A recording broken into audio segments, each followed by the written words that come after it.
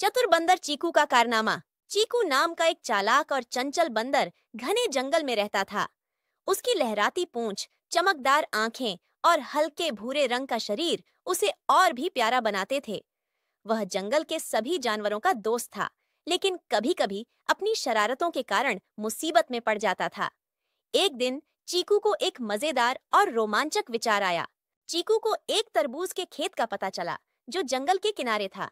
वह बहुत उत्साहित हुआ और बिना सोचे समझे वहां जाकर एक बड़ा सा तरबूज उठाकर भागने लगा। लेकिन जैसे ही वह भागा, तरबूज का भार इतना ज्यादा था कि वह कई बार लड़खड़ाने लगा।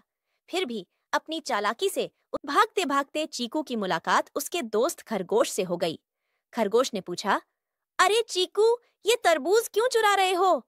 चीकू ने हंसते हुए कहा, मैं इसे सभी दोस्तों के साथ मिलकर खाऊंगा। खरगोश हंस पड़ा और बोला, ठीक है, चलो फिर। और दोनों दोस्त जंगल की ओर भागने लगे। जंगल के रास्ते में चलते हुए चीकू और खरगोश ने सोचा कि वे शरारत करेंगे। उन्होंने तरबूज को एक ऊंचे पेड़ पर रख दिया और नीचे खड़े होकर चिल्लाने लगे, मदद करो, हमारा तरबूज पेड़ पर चढ़ गया। सभी जानवर दौड़कर वहां पहुंचे, लेकिन जब उन्हें असलियत पता चली तो सभी हंस पड़े।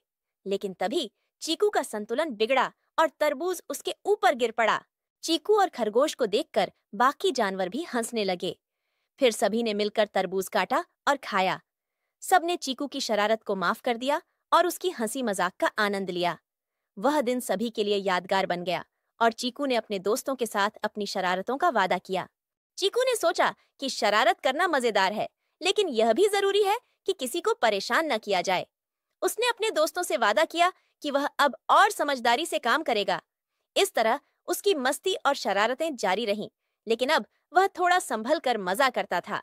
इस कहानी से हमें यह सीखने को मिलता है कि शरारत करने में कोई बुराई नहीं, लेकिन हमें हमेशा इस बात का ध्यान रखना चाहिए कि इससे किसी को कोई नुकसान न हो।